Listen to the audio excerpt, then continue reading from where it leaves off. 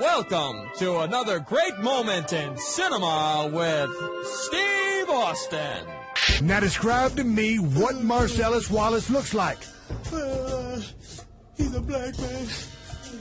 Go on. And he's bald. Does he look like a bitch? What? Does he look like a bitch?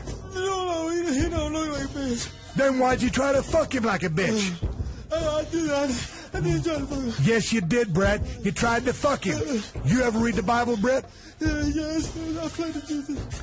There's a passage I got memorized that seems appropriate for this situation. Austin 3:16. And Austin 3:16 says, I just whipped your ass. And I ain't gonna lollygag or pussyfoot around. I'm sitting there looking right now in your beady little eyes, and you're probably brewing up a CGF at 10, and you fix to start shitting like a crippled goose. But you ain't gonna pussyfoot a lollygag out of this ass whooping, because I'm gonna knock your ass cattywampus. Ain't a damn thing you can do about it. So you sit there with your stupid little beady eyes. You done fucked over Marcellus Wallace. You treated him like a bitch. You know he ain't a bitch. You know he don't like to be fucked like a bitch, but you did it anyway, Brett. So with that being said, I fixed to pump you sorry ass and your guts full of lead, and that's all I got to say about that.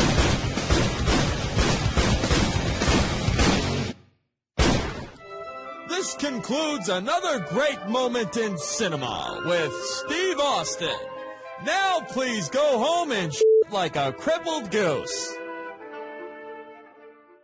The following program is a podcast1.com production. From Hollywood, California, by way of the Broken Skull Ranch and an occasional side trip to Mexico, this is the Steve Austin Show. Give me a hell yeah. Hell yeah! Now, from the Onnit.com Total Human Optimization Studio, here's Steve Austin. All right, everybody, welcome to the Steve Austin Show. Man, I'll tell you what, I got a hell of a show today. I'm talking to my favorite pro wrestler of all time. And it's funny when you talk about favorite pro wrestlers, because you talk to different guys, they all come from different camps. You got the guys that think Terry Funk's the greatest in the world, Hulk Hogan, Ultimate Warrior. Hey, some maybe even think Stone Cold. But if you're talking to Steve Austin, if you're talking to Shawn Michaels, if you're talking to Triple H, that man is Ric Flair. Ric Flair joins me here today on the show. As a matter of fact, I'm sitting in his hotel room. He's sitting right in front of me. But before I bring Rick into the conversation, I've got to go back to last night when we started at the WWE appearance for the 2K14 video game release. And it was kind of a panel discussion with a lot of the WWE superstars there.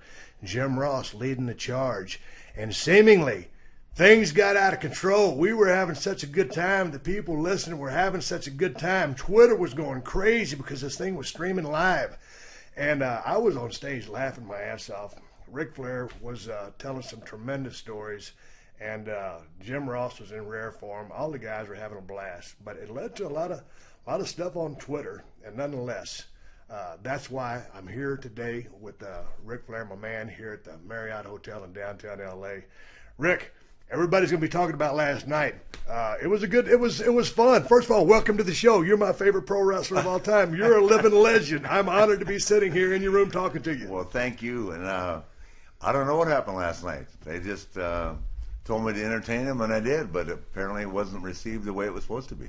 Well, the bottom line, I think they had a successful video game promotion, and it was what it was, but, man, I had a good time. Well, the people that run the game loved it. So, the problem is that corporate WWE is, I guess, mad at me, number one, which upsets me because I love the company and respect them so much. And I guess we just drifted, and I told stories, and I guess I think they wanted the focus of the evening to be about the game. And which everybody at the game was happy with it, but yeah, but I mean, they specifically, I think they told you, said, hey, man, go out there and be yourself and have a good time, and that's what you did. Beyond a shadow of a doubt. Yeah, you were the nature boy, yeah. And I was center stage, laughing my ass off. Everybody was in. And I had appeared for him in the afternoon and did a great deal for him, and we were outdoors. You weren't here for that yet, Steve. You hadn't arrived yet, and that came off wonderfully. So I don't know. Well, I'm dumbfounded by this. Well, anyway, we'll let all that shake out. We're not going to sit here and lose any sleep over. We got other stuff to talk about. But hey, man, we were talking in the green room last night, and coming into this interview, man, I started doing my research. I always like to go as far back as I can about all the people that I talk to on the show. And I'm sitting there, I'm reading the Wikipedia about Ric Flair. And I know you wrote your book, To Be the Man, several years back. Yes. But I have such a hard time reading books. I haven't got to that book yet. So had I had Either have I. You haven't read it either? I like to do my research, and I'm researching like a son of a bitch trying to get all the facts on you. I haven't read it either. I've watched 30 Ric Flair matches, and of course, I watched your whole career damn near from the start. As soon as I started getting you down there in my region, and of course, that all started for me in NWA. But let's go back a little bit to your beginning, because you started at Vern Gagne's camp, 1972. So, and you had some great cats in that same class with you. Oh my some God. very notable people. Ken Patera, bronze medal winner in the Munich Olympics in '72. Jim Brunzell, great guy. Greg Gagne, myself, Khosrow Vaziri, the Iron Sheik, who everybody knows. Yep. And I was thinking it was Slaughter, but Slaughter started a year later, so it was not. Billy Robinson's in that camp too, right? Billy Robinson was the instructor. Instructor. Yeah. Okay, now we were talking last night because I've heard a lot of Billy Robinson stories and never had a chance to meet the guy. Yeah. And he was a pretty good shooter or hooker. Yeah. Pretty tough. Very tough. And you were saying last night that had it gone down between him and Iron Sheik, who I always heard was tough, great freestyle wrestler, Billy Robinson would take that. You agree? Yes. Yeah. And so will the Sheik. Yeah. Wait. I watched it take place. But you wrestled amateur in high school. Yes. And you were a state champion. Yes. When did you start watching the business of professional wrestling? My whole life. You did? I grew up on it, yeah. I loved the Crusher and the Bruiser and, And you grew up in that Minnesota area, right? I grew up in Minnesota, yes. In that region. I grew up in Minneapolis, yes. So, and AWA was, at that time, one of the premier, it was a AWA, NWA, and it was WWF back then. Right. So, yeah. So how was Gagne's camp from a learning standpoint? Brutal. But you know what? The thing that I've noticed about almost all the cats that came out of his camp could work their asses off. Yeah. No, but I quit 3 times. It was so hard. I weighed 300 pounds because I thought I wanted to be Dick the Bruiser, right? And the only guy that made me look good was Patera because he weighed 330. The first day of camp we got there, we had to run 2 miles out in the cornfield. It was in a barn. We trained in a barn at Vern's farm. And really cold, right? Oh, cold, but the first day, run 2 miles, do 500 free squats, right, and 250 push-ups. I mean, the only guy that made me look good was Patera because all he did was lift weights. It was brutal. Now, but you went to college on a football scholarship, right? I did, but I did not predict. You know what that means? You played football in college. Yeah. So I was there for a year, and then they wanted me to go to summer school, and I didn't. I didn't go to summer school, so I came back and I became academically ineligible. But you know me, I just stayed in a fraternity house for another year and didn't tell my parents that I wasn't playing. So when it comes time to say, "Hey, I'm gonna get in the business of pro wrestling," was it because you met Ken Patera? Yes, because Ken was there. So tell me what happened here. Where did you meet him, and how'd you guys say, "Hey, let's go do this"? Well, I was a bouncer at a place called George's in the Park in Minneapolis, right? And I'm sitting there. It's called the Red Dog Saloon. To this day, it's closed down now. And I see this guy walking in. I say to myself, "That's Ken Patera." Everybody followed him back then. He was the first guy to press 500 pounds over his head. And he walked into the bar, sat down, lit up a Salem, and got a drink. And I went, "This can't be Ken Patera. He's smoking a cigarette and drinking some vodka, training for the Olympics." And I walked up to him and go, "Are you Ken Patera?" He goes, "Yeah." And I went, I was so taken back by the fact. I said, "What are you smoking a cigarette for?" He said, "Why wouldn't I?" He said, "Well," I said, "Well, you're drinking too." He said, "I don't. So what? What's wrong with that?" He said, "Everybody I compete against over in Russia drinks more than I do." So, right. Yeah, I mean, it's the truth. And we became very close friends. And then we rented a house together, which was a nightmare. We lived together for a year. You can only imagine that, right? But what were you guys doing to pay the bill? Okay, so you were bouncing. Was he training? What was he doing for a living? He was being paid by Gagne. Gotcha. To subsidize his income, and with the hopes that he'd win a gold medal and come back as the world's strongest man. Right. Yeah. Dude, who was doing the cooking on this living arrangement? Oh, we had a number of people dropping by. I was also an orderly at the hospital. My dad got me a job as a central service orderly at a hospital. You So an orderly at a hospital? Yeah. Oh, no. Yeah. So then we had lots of nurses coming by to cook for us. So was it Patera's big idea to say, hey, we should get into pro wrestling together? Yeah, he said, you want to give it a try? And I said, yeah, God, I loved it. I loved wrestling. I grew up watching it my whole life. It used to drive my parents crazy. I'm adopted, right? Yeah. So I had my birthday on the 25th of February, which is my birthday, and I was adopted March 18th. And my parents never told me I was adopted. But every year, they'd say, we're going to celebrate your anniversary. And I didn't know what that meant, and they never explained to me until I was older, right? But my dad would say, what do you want to do? I said, I want to go to the wrestling matches. So he would take me down there, and at that time, it was Mad Dog Grisham, Larry Henning, Harley Race, Ray Stevens, Nick Bockwinkel. It was out of my mind. All these big stars there, Rhodes and Murdoch were there. God, I can't. What's the Wolf's name? Last name? Buddy Wolf was there. Right. It was phenomenal. I had a great time. So you go down there. He says, "Hey, let's go give us a try." So you're in Minnie, right? In Minnesota. Minnie, yep. So Vern's camp is the one you go to. So Yep. what do? You say, stick out your hand. You meet Vern Gagne. You say, "Hey, I want to." Well, I already met Vern. Okay, you already had. Greg and I went to college So together. what was the cost of going to the wrestling school? No cost. No cost. No. Percentage of your earnings? Percentage of earnings. Gotcha. Yeah. He was ahead of the curve. For the next 10 years. Oh, are you serious? Yeah, no, I'm dead serious. What a shyster. Yeah, I know. That was respect to Vern, but he was one of those guys that's looking farther down the road exactly. than the other guy who was charging $1,500 to $2,500. Yeah, exactly, yeah. Right. It's like the guys all over the country now that are training these kids for $1,000 a month or $1,500, and they can't make the call to send them anywhere. It's ridiculous. Well, so That's the most prostituted business in the world right now, training wrestlers. Everybody wants to be a wrestler, but unless you can make the call to WWE or TNA or a major promotion, where's the kid going to go? Well, and that's so many people ask me that all the time. Hey, Steve, you got any recommendations for a training school, man? And I can recommend Lance Storm over in Calgary if you're up in that neck of the woods. Just local. Yeah. I know that Gene LaBelle has a school here in L.A. somewhere, but other than that, I don't really know of anybody. And back in the day, there's so many horror stories of these young cats getting their heads knocked off because they don't know anybody. Or getting taken to the cleaners. We got our brains beat out. It was brutal. Nobody gets it. That's why I guess I've been called insensitive over the years. There's a reason. Driving 1,000 miles a day for $50? Are you kidding? Hey, but before you got to drive those 1,000 miles for $50, you had to go through that camp. Yes, and that had to have been a well-structured camp because Vern Gagne, had an impeccable amateur background as well. Very well. And they turned out a lot of great hands there. And he played for the Packers. Right, tough guy. Yeah, real tough. So was he helping with the training? Of was course. it solely Billy Robinson? No, it was Vern and Billy and Don Morocco. Oh man, those three tough guys Yeah, right yeah, there. yeah. And you come with the amateur background. I always wondered. You wrestled, but you could have really incorporated even more of that amateur style into your pro style. You know what? First of all, let's clarify this. I was a private school state champion. Gotcha.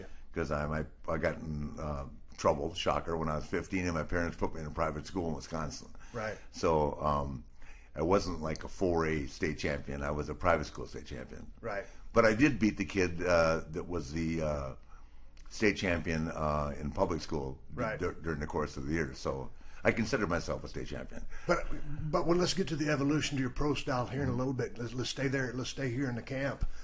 You've got some great classmates there with you learning.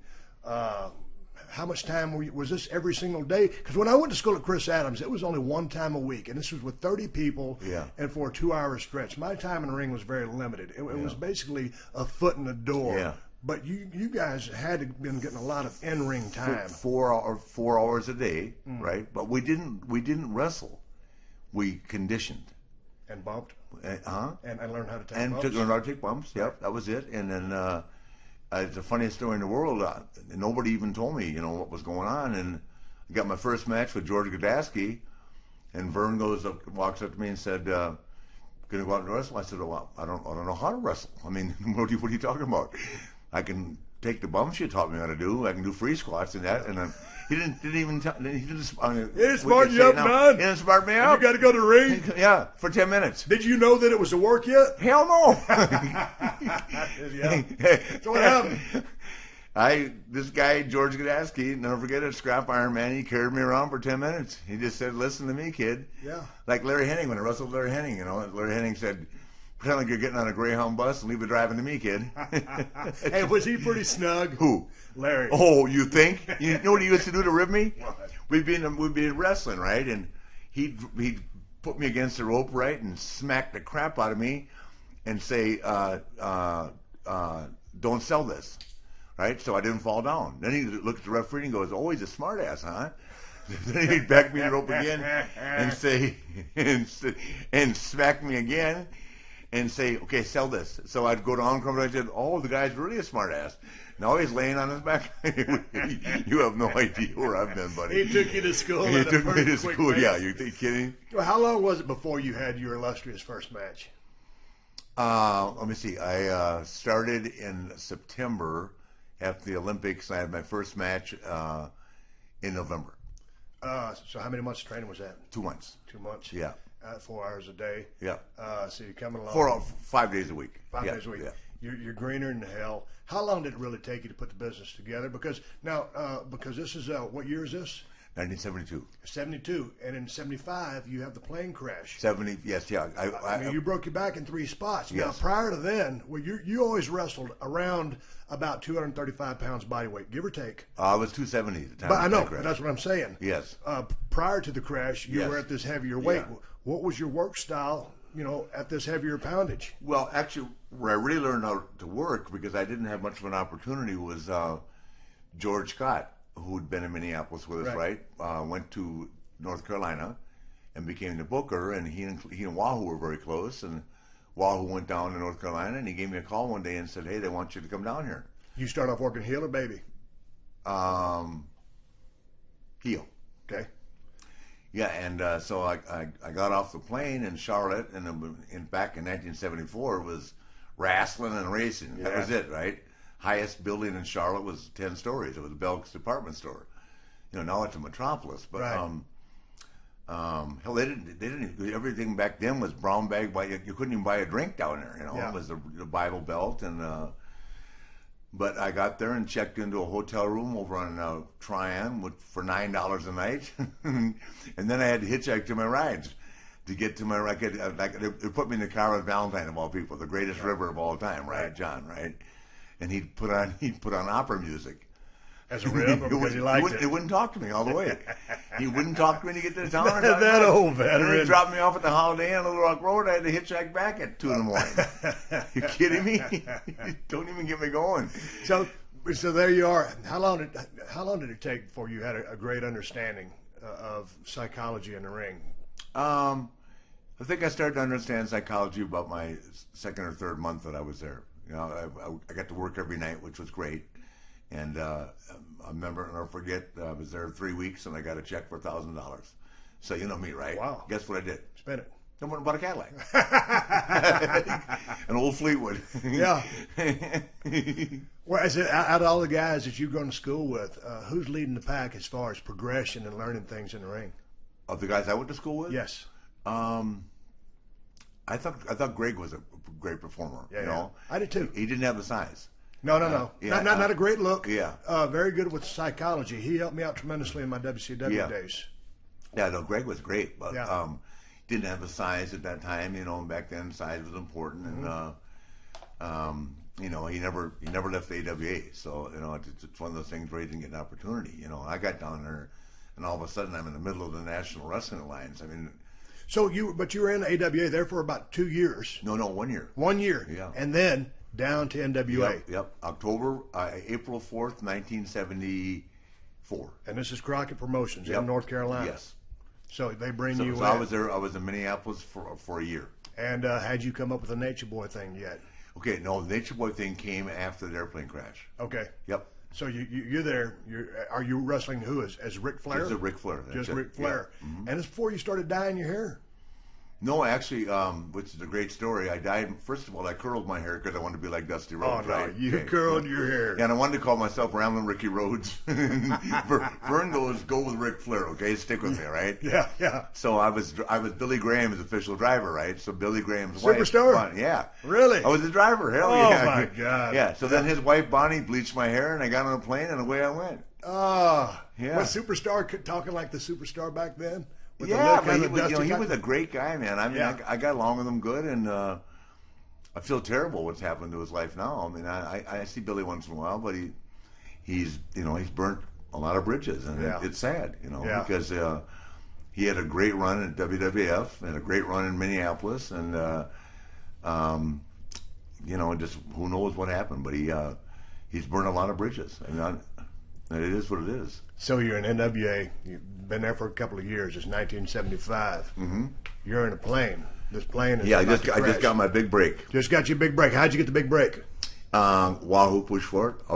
Really? I actually had was gonna wrestle. I was on the way to Wilmington, an outdoor show, 10,000 people, and I was on my way to wrestle Wahoo to become the Mid-Atlantic champion, which was a huge deal, right? Right.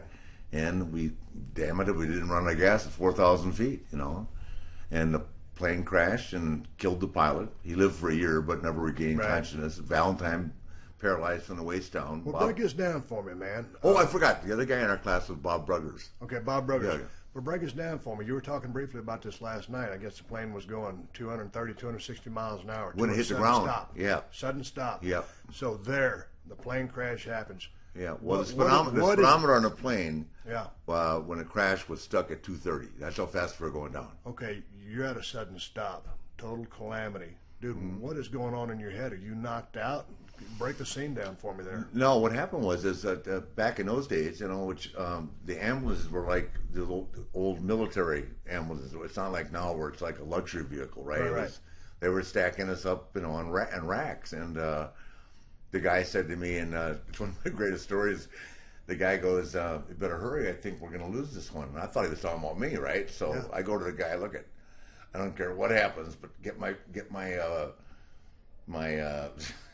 my toiletry kit out of my bag, and there's a number in there from a chick named and get rid of that. And he did. You know what? He brought that message to me 10 years later. I ran into him at an event. I said, get that number. Her name was Sheila. She was in Norfolk, and I was married, right? I said, tell Sheila I love her, but not right now. To be continued. To be continued. But that had to be a heavy scene because Johnny Valentine was paralyzed from the waist down. Yes. The pilot was dead. You got a broke The back. pilot died a year later. Died a year later. Okay, But never regained But it's consciousness. mass devastation. You Yes. guys are there. Is there panic? Are you yelling? You got to be in pain. You got a broke back in Actually, three places. I- Can you move and walk? I couldn't move or walk, but I wasn't in that much pain. And Right. the greatest thing of all time was back then, kayfabe was it, right? Right. Guess who the first guy in the hospital to see me was? Who? Wahoo McDaniel. Really? Yeah, he walked right in the hospital room. I was laying on a metal table and said, "You okay, kid?" I said, "Yeah." He said, "Man, we'll get through this." How much older was Wahoo than you to call you kid? Wahoo is Wahoo died 9 years ago. I would say Wahoo would be how old was he then? Or how old No, is he now? just how many years older than you was Oh, he? I would say he was 5, 6, 7? oh no, more than that. More than 'Cause that? he'd already he played He's already 10 established years, veteran. Yeah. Yeah. I would say he was more like 15 years older. Than me. Okay. Yeah. But man, that was going to be a great break to, Yeah, to get to work with tremendous, him. yeah. But that speaks to how protected the business was back then. For that to be such a big deal for him to walk into Well, your room. you know what saved the business? You know what saved the business? What? Of all people, Tim Woods walked off the plane. Yeah. He didn't get hurt, and he made it to the Coliseum the next day. If he hadn't, the public never found out that I wasn't traveling with Wahoo, but Woods was working with Valentine at the time. And Right. if he hadn't showed up, Gotcha. and the public to this day, I mean, I'm sure they know it now, but if Woods walked out and went to the Greensboro Coliseum the next day, and my hat's off to him. And Man. Tim's gone now too. That would have been interesting for if had he not made it out and just it would have killed the business. You if guys they thought all we were flying around together. together. Yeah. Interesting. Yeah. But it spoke to what kind of a man Wahoo was. You Yeah. just walk in the hospital room and say, "Hey, kid, Walk right in the hospital. I was supposed to be wrestling Pretty that night badass. at Legion Field. Yeah, he came walking right in and said, "You okay?" And I said, "Yeah." I said, "We'll get through this." What was it about you that he took a shining to? I don't know.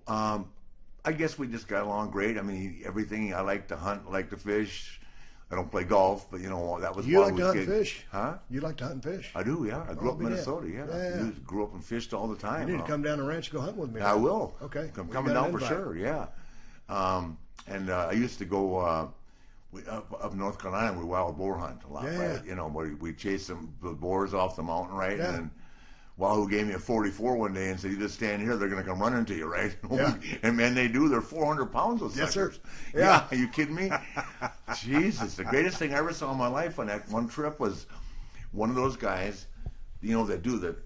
They get the dogs and they gut them, Yeah, right? yeah. So this guy, I'm sitting on the road watching this. I'm just a 24-year-old kid, right? And this guy, the boar got his dog, right? Yeah. And the guy jumped on top of the boar with a Bowie knife. Yeah. And stabbed him. Yeah.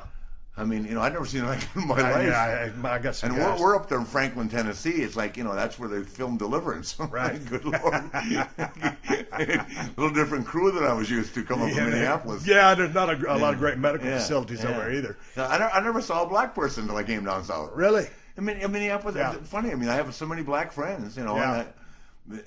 but I wasn't used to that, right? But I heard Wahoo McDaniels was tough as nails. Tougher True? nails. Tell you me about kidding that. me? Are you kidding? Wahoo McDaniels had a vasectomy, right? At 1 o'clock in the afternoon, and I wrestled on the night in Fayetteville. Really? Yeah, that's how tough Wahoo was. He didn't understand the word pain. But back then, if you were advertised, you had to go to get paid. Yeah. Yeah. Was the stories about him running barefoot for miles and miles and miles? It's a true story. He ran 6 miles, not barefoot. He ran 36 miles in 6 hours with a bet with Bill Watts for $100. For $100. Yeah, Wahoo. True story. True story. Did Watts pay up?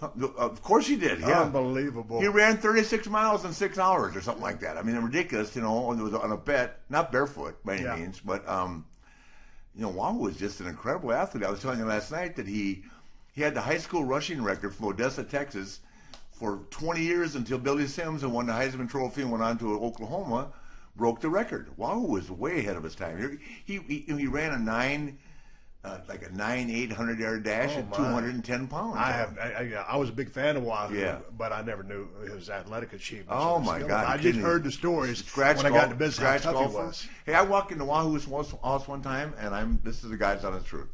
He had a picture of himself, a blown up picture, right? Of himself, Charlie Pride, Lee Trevino, and Mickey Mantle all holding their drivers together. Oh, Everybody knew Wahoo. Are you kidding me? Jesus, that's a great story. I went, because I love Charlie Pride. I mean, Yeah, who didn't? He knew everybody. What happened with Wahoo, is he was with the Jets, right? Yeah. And every time he made a tackle, right, he was middle linebacker, they go, guess who? And 86,000 people would go, Wahoo, right? Yeah. Then they drafted Namath. And they shipped Wahoo off. They didn't want anybody having a bigger celebrity status than Namath. And I just saw Namath about 6 months ago, and I asked him a story. They traded Wahoo to Miami. Are you kidding me? True story. Yep. That's unbelievable. Yep. So there you are in the hospital. He was so popular up there, but when they got Namath, they didn't want any competition. And he went to Miami, and I do signs with Namath now, and I asked him a story. He said it's the truth. Man, things turned out okay for Joe Namath. Yeah, they Yes, sure as did. we Yeah, know. yeah. But let's go back to the only thing he can't do is kiss Aaron Andrews anymore on the sideline. Who puts Joe Namath in rehab? Are you kidding me? Yeah. Hide the note. Hide the note. Yeah. Hey, but let's talk about your broken back. You landed in the hospital, and now you're weighing about 270. I weighed 255 at the time, and I went down to 180. Down to 180. Yeah. And so you decided after how long to get back in the ring? Well, they hurt, the business, right? When you're ready. So I went back to work. Yeah. And I got my body weight back up in 6 months to 218 pounds, and they put me in a match, and I couldn't get myself to fall on my back. I mean, It was a mental block. Scared to death, right? Yeah. So I'm calling my doctor from the locker room at Park Center in Charlotte, right? Going, are you sure I can do this? Are you sure I can do it? And he goes, yes, you're going to be okay. You healed. I mean, it's a miracle, but don't be. But I couldn't get myself to take a turnbuckle. Yeah. I couldn't get a backdrop. So you know how George Scott fixed that? he put me in the ring every day for 2 weeks with Tim Woods for an hour. I said, you know what? I was in Farmland, Virginia one night, 300 people. I said, I can't do this anymore with Woods. He would stretch me. I took the backdrop. Good Lord. But it's hard to get over something like that, right? I mean, I could not get myself to take a hard turnbuckle or a backdrop. Of course, now the backdrop was what made me famous in the business. Yeah, I want to get to that. Yeah. But let's talk to, because you started off and you were a heavier guy and you kind of stayed after you got your health back around that 230, 235 mark. 235. Which I always consider like the premier weight for a pro wrestler because you're my favorite guy, so you're the prototype. So then your style evolves and you turn into the Nature Boy. Mm-hmm. And you're on a roll. Met Olivia Walker, Johnny Walker's wife. She started making my robes. Right. And now, so then how do you decide to call yourself the Nature Boy? Because last night we were talking, and I just assumed that Nature Boy Buddy Rogers was your favorite wrestler, but no, it wasn't. It was. I met Buddy later on in life. Yeah. My favorite wrestler at that time was Ray Stevens or Wahoo McDaniel. Yeah. So then why did you decide to go with the Nature Boy, Ric Flair? I didn't. George Scott did. George Scott did. George Scott said, "Yeah, we're going to call you the Nature Boy," but George Scott and the Nature Boy and Buddy were real close friends. So George Scott's friends with Buddy Rogers. I ended up wrestling Rogers twice. So isn't that funny? Yeah. So was he cool with you being the new Nature Boy? Oh yeah, but I'll tell you the greatest story of all. He walks in the locker room in Greensboro. Go ahead. And he walks up to me and he goes, "Hey kid, there's only one diamond in this business, and you're looking at him." Okay. No problems, bro. Was he serious? Yeah. Serious. You talk about an ego, Buddy Rogers. He was it, man. Well, you know what? I'm sitting here talking to Ric Flair. I'm in his hotel room. It's Los Angeles, California. It's Steve Austin with the greatest professional wrestler that has ever lived. I'm going to take a break right now, talk to our sponsors that help keep this show on the air for free.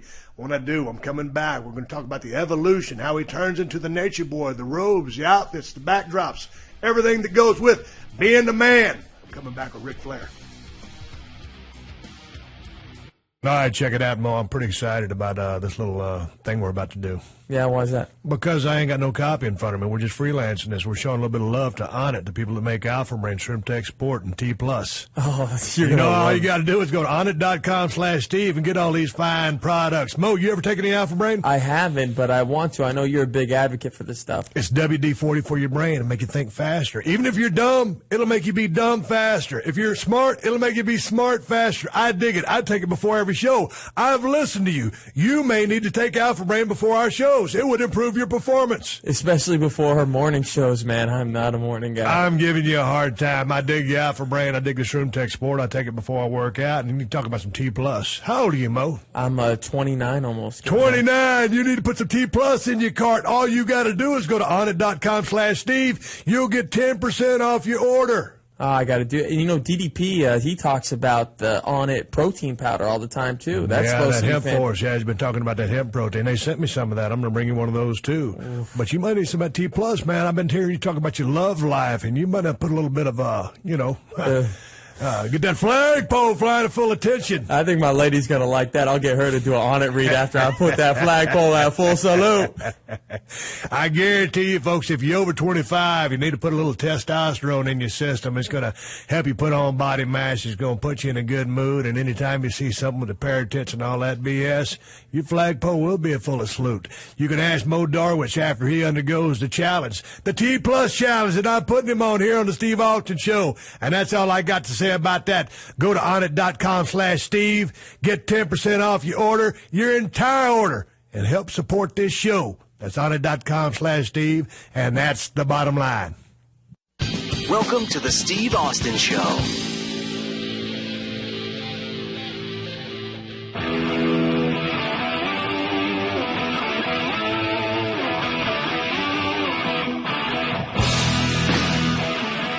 All right, I'm coming back with the greatest professional wrestler of all time. We're about to start talking about the evolution of Ric Flair, the robes, the outfits, the charisma.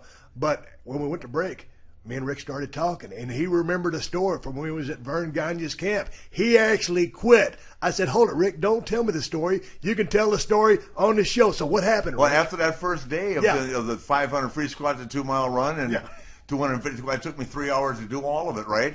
they wouldn't let me quit, right? And so I just said, I didn't even tell him. I sent word I was quitting.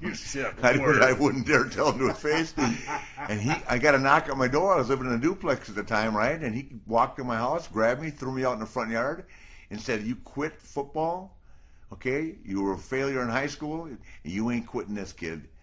Be at the barn, 2:00. I was there. How old were you? 21 years old. 23. But he saw potential in you and said he was going to hold you accountable to something. Did he see a wayward young man who needed some guidance? What was it? I just think Vern was the kind of guy that wasn't going to let anybody quit on him. Didn't want anybody to quit. Vern was a man's man. Right. I feel terrible what's happened to him now. You know, all this tragedy now in his life, but I mean. But you could have seemingly said, "Hey, F you, I'm not coming back. I quit." No, you don't tell him that. I would have never said F you to Vern Gagne. Total respect. Not a chance. Are you kidding? Okay. I was back out there at 2:00. I couldn't even walk. My legs were sore from the 500 squats. But so you're sore, you beat up, you didn't know what to expect. You quit. He comes and gets you. Is it like? It's like. You could have gotten your car and your Cadillac you just bought for $1,000 and hauled ass. No, I didn't have that Cadillac when I got in North Carolina. You got it backwards, yeah. Okay. Back then I was riding around in a Volkswagen Beetle. Wasn't an option. No, it was not an option for him. Okay, so we're back in Carolina now. I'll throw another name that was training us too, Joe Scarpello. Joe Scarpello. Yeah, he was training us too. I mean, we had an elite bunch of teachers, but nobody smartened us up, man. Well, I know. I won't get into my first match. We're talking about you. But so we're back in the NWA. You're coming back from your back injury. And then who's making your robes? Wrestling. Olivia Walker. Yeah. Johnny Walker's wife starts making your robes. Yeah, she was the original. Now, here's the thing. You've got the idea for the Nature Boy through George Scott, who's friends with Buddy Rogers. And so you think, well, I got to come out with the loud-ass, beautiful robes. And then at that point, at Tim Woods' house that day, we decided that, and Tim Woods was real close to wrestling too. Right. And Olivia Walker at that time was making all this stuff for the Ron San Cowboys, Glenn Campbell, you name it, all this stuff, right? Oh, wow.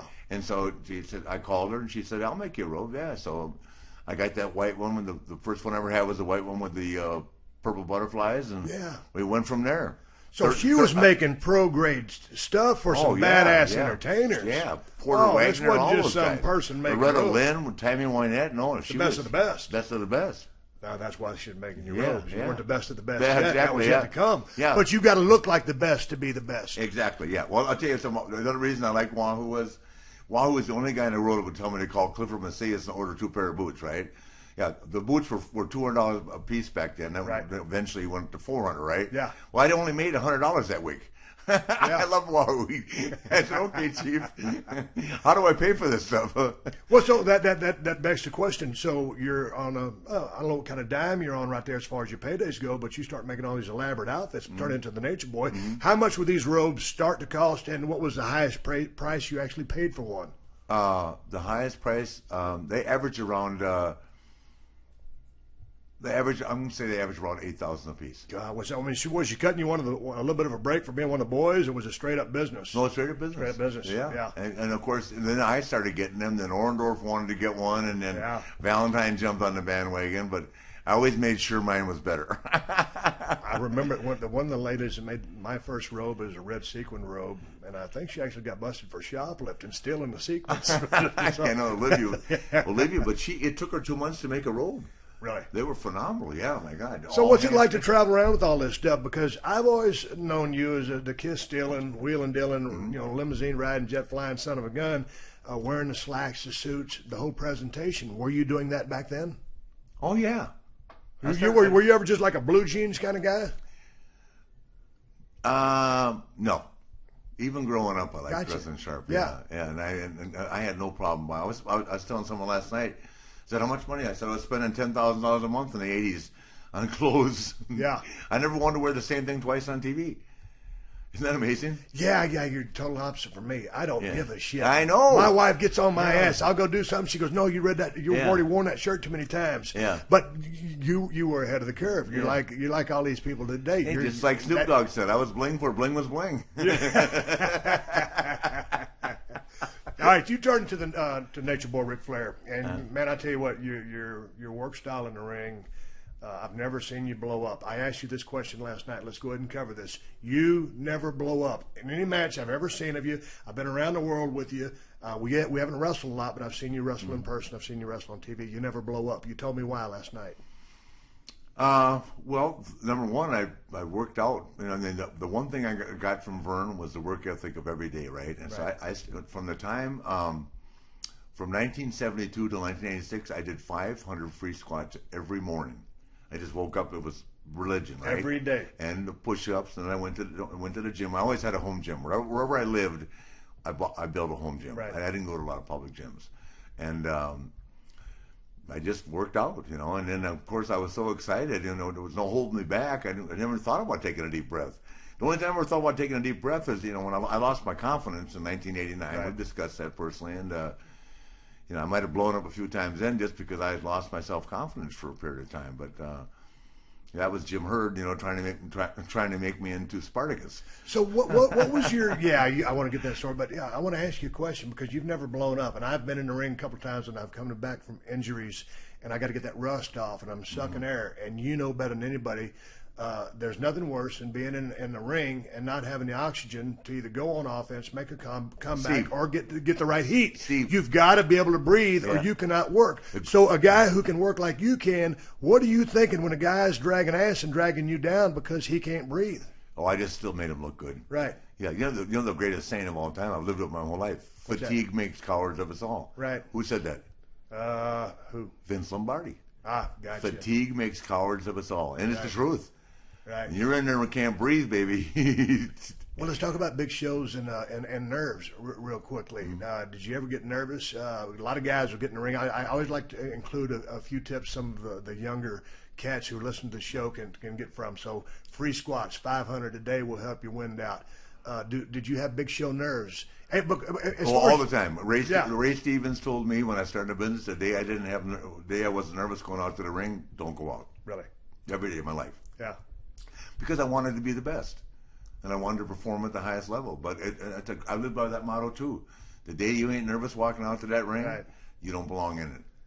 Really? Because it should be that much. It should mean that much to you as a person. When you first started out at around the 270, 300 mark, was your ring style the same? Were you a little bit more scientific wrestling before you broke your back? But you've always had a very relaxed style. Mm-hmm. Your work always looks impeccable. You never see any gaps or anything. You're solid, very solid. Yeah. But I noticed that you're relaxed through my eyes. Mm-hmm. Everything looks premier. Yeah. It's a pro style. Yes. So many kids these days are posing and flexing so much that I think they blow themselves up just because they're trying to present too much. That might be the case too. But I mean, there's just so many things that are fundamentally wrong now. I mean, if back when I started, if you turned your back on an opponent to look at the crowd or started pounding the turnbuckle, you were going to get killed. Right. You know, that hitting the turnbuckle to get the crowd going, right? Yeah. Or if you had a guy selling right and you turned your back on him and went like that, brother, you got your brains beat out. You think I ever turned my back on Wahoo McDaniel and was selling for me? Are you kidding me? I learned real fast. Jesus. Why did the blowing up and carrying forth in the ring, your work style was what it was? Let's talk a little bit about the promo style, the presentation, who the Nature Boy was. I've never seen a promo once of yours that lacked content, a message, or confidence. You believed every word you said. Everything I said. And unfortunately, that made me believe. And unfortunately, I lived it. Yeah. If I said it, I was doing it. So let's talk about promos. It's such a lost. Let's talk about promos. It's such a lost art today. Mm-hmm. Break down, if you're giving any advice to young cats about what? Please don't he do was this. Drive me crazy. I'm about to break out a razor blade and get color. What? Let's talk about promos. Mm-hmm. It's a championship match. We've got to sell some tickets here. What do you tell someone to inspire confidence on a promo? What do I tell the people, or what just how do you go about creating a great promo? You know, I'm going to tell you, people have asked me that for years. With me, it just rolls off my tongue. Right. I walk out there, the light goes on, and I'm talking. And actually, my problem with me is I was believing what I was saying. I was just fixing to say that. No, but yeah, that has that's cons on one side, but it has its pros on the business sure side. Does, yeah. And that's what we're talking. Yeah. And so, like, man, every time you were out there flapping your gums, man, I was buying it hook, line, and sinker. Yeah. Talking about, you know, the women, the suits, the cars, the Thanks. lifestyle. Well, I got to bring that up. So it's a nature boy.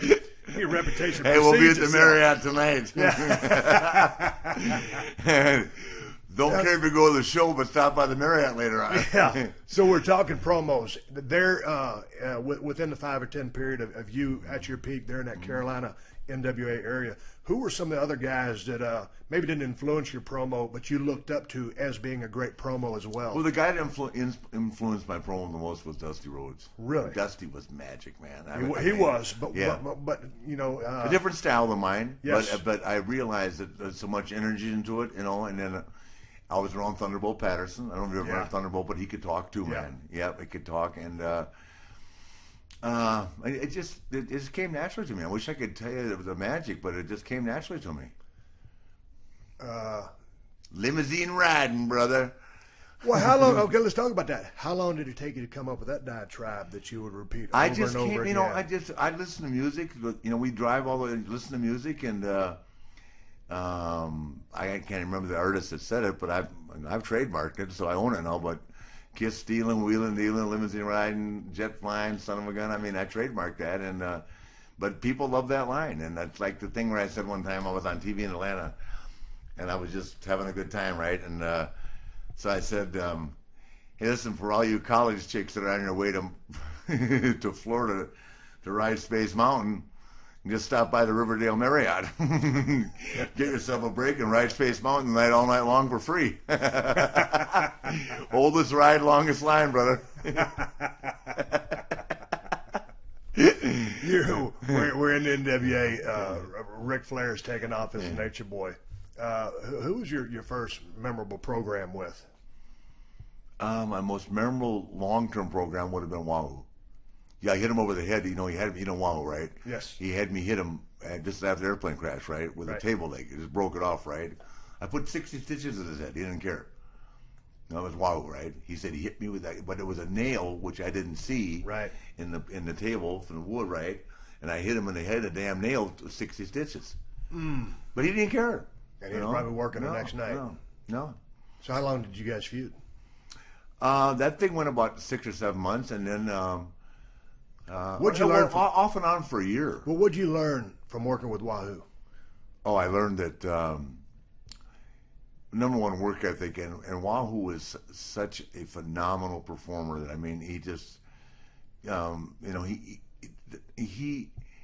he just instilled confidence in me. I mean, you couldn't help it. You couldn't travel on the road. Wahoo was the kind of guy like you, right? We'd be driving down the road, right? He'd see a damn deer or something. He'd jump out of the car, grab his gun out of the trunk, and shoot the damn deer. I mean, he was just one of those guys, man. You know, I walked in his house, and he kept his thermostat at 60 and slept on a bare rug. Okay, so there you are. You're in the ring with Wahoo McDaniel. Yeah. You're working heel. Yep. He's the veteran babyface who's calling the match in the ring. At that point in time, 50-50. Yeah. But I mean, it's like Wahoo would say to me, we'd do the Indian strap matches, right? Right. And he'd say, this is a part of the business I couldn't get. And I'll tell the story about the time Vince got mad at me for not hitting you hard enough with the chair. Yeah. Do you remember that night? Yeah. He chewed me. And I said, I'm not going to hit Steve Austin and hit a broken neck with a chair that hard, you know. So Wahoo would say, I want you to hit me in the face with that strap coming off the rope as hard as I can. I couldn't get myself to do it. Right. Man, he'd get up and chop me 5 times. I'm going to do this one more time. I'm not strapped to him now, right? Yeah. Man, I'd whip him across the face and I mean, knock him. I mean, and he'd go down. And after this got old, he started gigging his ear. Christ. Color on his ear? He was cutting his ear. Yeah. Yeah, of course, Wahoo was always way one step ahead of his time. Well, let's go down this road here then. So we're talking about a little bit of blade action here. How did you decide to wear your blade on your finger? Art Nielsen taught me that. Art Nielsen. That name escapes me. Yeah, he's an old timer back in those days, and I was in Roanoke, and they said they want you to bleed tonight. I said, what do you mean bleed? They said, and so Art Nielsen taught me how to tape that blade on my finger, and the rest is history. Now I'm Dr. Flair, best blade man in the business. Well, you know what? So many guys, you know, there'll be some who would carry it like a double skull, Yeah. some tape on the wrist. My Yeah. style. Yeah, You know, pull some it when guys you carry it need in their mouth. You know? Yeah. I could never figure that out. Yeah, not me. I don't man. know how you carry a I was blade in always your mouth. breathing so hard that Yeah. I thought I'd suck that Yeah. thing down. No, and I know going a into lot of guys over there carried it in their mouth. Yeah, I never was down with Yeah. that. I'd always have a couple of backups and a spare, especially if it was on a big pay-per-view and Yeah. you had to get the color. Yeah. You had to do what you had to do. No, I And always kept one on my finger and I kept one taped to my trunks. And I'm going to jump forward, and then we'll come back to this time. But I remember it was right before I was getting ready to leave the company. It was Columbus, Georgia. I was going to work with you in a cage. Yeah. You were wearing your blade. Yeah. And you got me a couple of times. I know. And I was laughing my ass off because I've nicked a few people. yeah, you gave me a couple of nicks, and you're bleeding like a stuck pig. We're working in a cage, and I remember because I showed up that night. I knew I was working with you, and just like you always called your matches Yeah. later on, Yeah. and so I always called my matches, Yeah. and so I was working with you that night. And I was like, "Whatever you want to do, Rick, I'm listening." Yeah. So I just follow along. So I was like a kid in the candy store. I have no offense. All he has to do is let me hit him. I don't even give him a flying mare. Yeah, but I don't have any offense either. All I did was stomp people in the corner and maybe Okay. give them a close line. Yeah, but talking about conditioning, I used to watch him do that where he stomp a guy for a minute and a half. I'd say, you got to take a breath on that one. You know, the guys are trying to, I see the guys trying to do that now, you know. Yeah. But Steve would back a guy in the corner, right, and he would stomp the guy for a minute and a half. I'd go back up and catch your breath, kid, good Lord, and I had to be blowing you up. Okay, we're working with Wahoo McDaniel. You carried a blade on your finger. You're tough as nails. You cut him open with a nail, 60 stitches. Yeah. You learned a lot from the guy, and you got confidence from Yeah. him. When did you first start locking horns with Steamboat or Dusty Rhodes? Let me think. Well, I never got to wrestle Dusty or Murdoch in the AWA. So And that was funny because when I was doing my research, you know, you guys crossed paths there, and I thought you had actually tied up. no, I was their and rode driver. back in. No, I was their driver. You were the driver? Are you kidding me? Yeah, I would tell my wife I wasn't even booked, and I'd just drive them to the town. But did you immediately have a rapport with Dusty Oh, Rhodes? immediately. Really? Immediately, yeah. Good dude? Yeah. He treated me great, and he knew that I thought he was the deal. And when I went to Vern and said, I want to call myself Ronald Ricky Rhodes, he said, sit down here for a minute. That was it. Sit down under the learned tree. You're going to be Ric Flair. Yeah, calm down. You're going to be Ric Flair. That's a cool name. So you're in NWA. So when you Yep. locking up horns here, was it Dusty before Steamboat? No, Steamboat first. Steamboat first. Yep. And you guys, how'd you guys meet? Because Steamboat's younger in the business Well, than Steamboat you. broke in Yeah. with Gagne as well, right? And he went to Atlanta. Wow. He went to Atlanta with Barnett, right? And Barnett called Jim Crockett one day, and he said, we got a kid down here, and I really don't have a spot for him, right? And so we traded, I can't remember the guy we sent down there. His name will come to me. And Steamboat came, man, and I saw that kid. I went, holy, this is my baby right here, because that Steamboat could, even in the infancy of his career, he could work, man. Right. And we shot that angle where he tore off my clothes and all that, Yeah, I man. saw it the other day. And man, we didn't. No, we shot an angle where I beat him up, right? And we went around, didn't draw a dime. So I go to George. I said, let's do this deal where he tears off my clothes. We were sold out from then on, man. Good But Lord. he was a good-looking guy. Oh, my God. Is he Hawaiian? What is he? He's half Hawaiian, half Japanese. Half Hawaiian, but good-looking Yeah, guy, great yeah. physique, could Yeah. always work. Yep. And you guys had some incredible chemistry. man, How many yeah. times did you wrestle that guy? 1,000? I'm guessing about 1,500. Yeah. In the course of our career. I mean, if we started out wrestling in '78. We wrestled, back then, 7 times a week, twice on Saturday, twice on Sunday, right? And I wrestled him every night for years. When you're working with a guy that much, and certainly I've wrestled with a bunch Yeah. of guys a bunch of times, Yeah. but nothing like you. Yeah. Your career was much longer than me, and those the days that you were in the NWA, the way you guys traveled. But what's it like when you've got 1,500 total matches with a guy, and say you're at number 1,200? I mean, do you even say anything to each other before you go out there? Just magic. Just go. Yeah, And- and he goes when he came back. He came back from New York, and I know he did. the other story I'm going to tell you, right? Yeah. And he said, "Did you see me wrestle Savage?" I said, "Yeah." I said, "How many pages of literature do you have to memorize?" Good Yeah. Lord, because he'll tell you the story too. Yeah. You wrestled Randy. He wanted to write a book. I knew exactly where you're going Yeah, with this because yeah. I heard the story. No, I got to walk out the door. I can tell where I'm at with my opponent when I walk out the door. Right. When I hear the crowd, now I know which direction I'm going. I mean, it's a gift. Right. But you can't plan things out. My God, you know how that goes, right? You can walk out one day and have all this laid out, and the crowd's they're booing the crap out of it. You got to feel it, hear it, and then go from there. Right. But in that vein, and talking about TV,